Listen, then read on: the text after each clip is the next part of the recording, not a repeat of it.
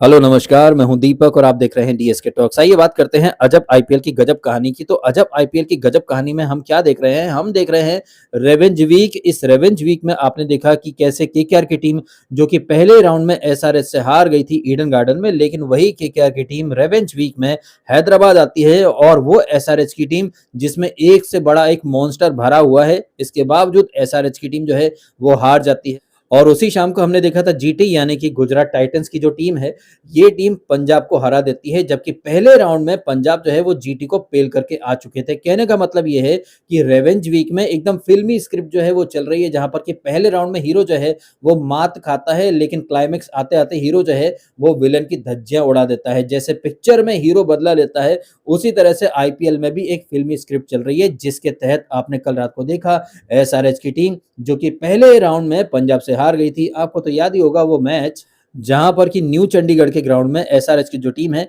वो 219 बनाती है, जिसमें अभिषेक शर्मा जो है वो ताबड़तोड़ 74 रन मारता है। और ये जो 219 का टारगेट था, इसे गार्डन में घूमते घूमते पंजाब की टीम जो है वो हासिल कर लेती है। हमने देखा था कैसे प्रियांश और प्रभ सिमरन बहुत अच्छी ओपनिंग देते हैं, और उसके बाद हमने देखा था कैसे पंजाब के सरपंच यानी कि श्रेयस अय्यर जो है वो एक छोर पर खूंटा गाड़ते हैं और आराम से पंजाब को मैच जिता देते हैं। एसआरएच के 219 के जवाब में पंजाब वाले 19वें ओवर में 223 बना लेते हैं। और उसके बाद आपने देखा था कि कैसे यही पंजाब की जो टीम है वो डीसी के द्वारा दिया गया 264 रन का जो टारगेट है उसे भी आराम से चेस कर लेते हैं। हालांकि उस मैच में ब्लेम जाना चाहिए डीसी के फील्डर्स के ऊपर, जिन्होंने ऐसे ऐसे लड्डू, ऐसे ऐसे लॉलीपॉप टाइप के कैचे छोड़े जो शायद कोई गली क्रिकेट खेलने वाला बच्चा भी नींद में पकड़ सकता था, लेकिन नहीं, डीसी के फील्डर जो है वो ब्लंडर करते हैं, जिसका फायदा पंजाब को मिलता है और 260 रन बनाकर भी डीसी हार जाती है और वहां पर पंजाब जीत गई। लेकिन यहीं पर देखिए जबरदस्त वाला कार्मिक कनेक्शन की ये पंजाब की टीम जो कि वहां पर दिल्ली के फील्डरों की गलती की वजह से जीत गई थी,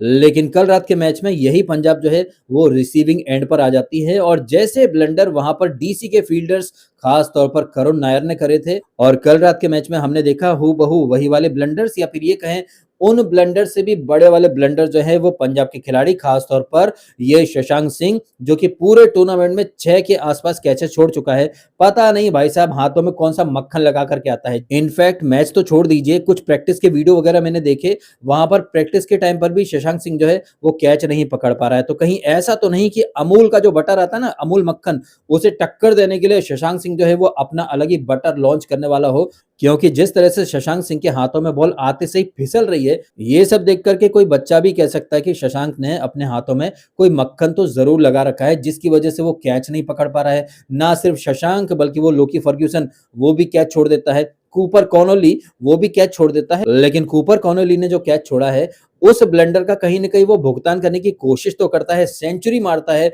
पंजाब की तरफ से लॉन वॉरियर का रोल प्ले करता है, लेकिन उसकी ये जो सेंचुरी है ये पंजाब की काम बिल्कुल नहीं आ पाई। वैसे कूपर कॉनोली की सेंचुरी से मुझे एक पैटर्न याद आया कि एसआरएच के अगेंस्ट सामने वाली टीम का कोई खिलाड़ी सेंचुरी मारता है, क्योंकि अगर आप याद करें तो अब से 2-4 दिन पहले एसआरएच और एमआई की टीम भिड़ी थी वानखेड़े में, जहां पर कि रियान रिकल्टन सेंचुरी मारता है, लेकिन उसकी सेंचुरी जो है वो टीम के काम नहीं आ पाई और कलासन जो है वो ताबड़तोड़ अंदाज में खेल करके एसआरएच को मैच जिता देता है। उस मैच के 4-5 दिन पीछे जाएं तो आरआर और एसआरएच की टीमें जयपुर में भिड़ी थी, जहां पर कि वैभव सूर्यवंशी सेंचुरी मारता है, लेकिन उसकी सेंचुरी भी आरआर के काम नहीं आ पाई और बाद में अभिषेक और ईशान जो है वो आराम से आरआर को मात देके चले जाते हैं। कहने का मतलब ये है कि एसआरएच के सामने कोई भी खिलाड़ी आकर सेंचुरी मार रहा है, दैट मींस वो सेंचुरी उस टीम के काम तो नहीं आने वाली है। हाँ, उस इंडिविजुअल प्लेयर की बड़ी तारीफ होंगी, लेकिन ये जो सेंचुरी होती है ये उस टीम के काम तो नहीं आ पाती है। बिल्कुल यही सीन आपने कल भी देखा, जहां पर कि कूपर कॉनोली अकेला एक फाइट देने की कोशिश करता है, वहीं पंजाब के सरपंच श्रेयस अय्यर,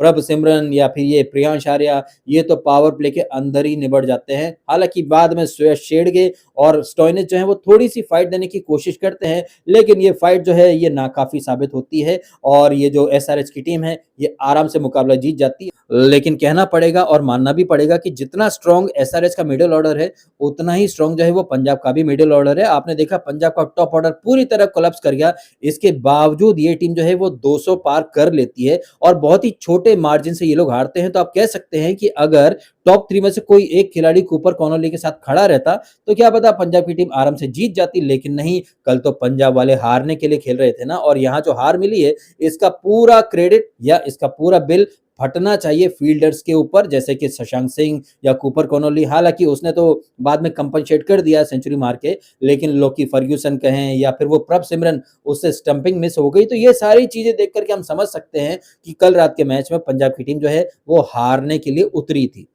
अब इसका मतलब ये कतई नहीं है कि मैं पंजाब की टीम को कोई फिक्सर टीम बोल रहा हूँ। मैं तो यहाँ पर सिर्फ एक ही पॉइंट रख रहा हूँ कि आईपीएल को बहुत ज़्यादा एंटरटेनिंग, एक्साइटिंग और अनप्रेडिक्टेबल बनाने की जो स्क्रिप्ट है, वो वाली जो स्क्रिप्ट है ना, वो पंजाब को दे दी गई और पंजाब के जो प्लेयर्स हैं, खासतौर पर फील्डर, उन्होंने उस स्क्रिप्ट को अच्छे से अंजाम देना शुरू कर दिया। पहले फील्डिंग में जैसे कि शशांक, लोकी फर्ग्यूसन, ये आराम से कैचे छोड़ रहे हैं उस कलासन के, उस ईशान किशन के, जो कि ठीक से सेट भी नहीं हुआ था, लेकिन उसके कैच छूटते हैं। उसके बाद कलासन और किशन मिल करके भाई किल कर देते हैं पूरा गेम। और ये दोनों केके यानी कि कलासन और किशन ना सिर्फ गेम को किल करते हैं, बल्कि कल का मैच जिता करके ये लोग एसआरएच को टेबल टॉपर बना देते हैं। और वो पंजाब की टीम जो कि शुरुआती 7 मैच जीत करके नंबर 1 पर बनी हुई थी, लेकिन कल रात का मैच हार करके फाइनली पंजाब की जो टीम है वो नंबर 1 से नीचे खसक करके नंबर 2 पर आ चुकी है और एसआरएच की टीम जो है वो टेबल टॉपर बन चुकी है। खैर, अब इस मैच को छोड़ करके बात करते हैं आज जो मुकाबला है, जहां पर अगेन आपको गज, गरुड़ और गोयनका की टीम भिड़ती हुई दिखाई देगी आरसीबी से लखनऊ के ग्राउंड में। अब जिस तरह से गज, गरुड़ और गोयनका की टीम खेल रही है, ये देख करके लगता तो नहीं है कि ये लोग आरसीबी को कोई टक्कर दे पाएंगे, लेकिन भाई आप कह नहीं सकते, क्योंकि जिस तरह से यहाँ पर स्क्रिप्ट चल रही है, तो अनएक्सपेक्टेड कुछ हो जाए तो उससे भी आप इनकार नहीं कर सकते हैं। क्योंकि आपने देखा ही था ना अभी पिछले वीकेंड, 2 तगड़ी टीमें यानी कि एसआरएच और पंजाब अपने-अपने मैचेस हार जाती हैं। उसी तरह से अगर आरसीबी वालों को भी अगर आज हारने की स्क्रिप्ट दी हो आईपीएल के मालिकों ने, तो कह नहीं सकते। अदरवाइज अगर हम सिर्फ क्रिकेट के पॉइंट ऑफ व्यू से बात करें, तो एलएसजी की टीम कहीं से कहीं तक टक्कर देने की हालत में नहीं है। ये तो एक नॉर्मल सी बात है क्रिकेट वाले पॉइंट ऑफ व्यू के हिसाब से, लेकिन आईपीएल में तो भाई कुछ भी हो सकता है। चलिए, इन्हीं बातों के साथ ये वीडियो मैं कर देता हूँ खत्म। फिलहाल आपने समय निकाला, वीडियो देखा, आपका बहुत बहुत धन्यवाद। Thank you so much.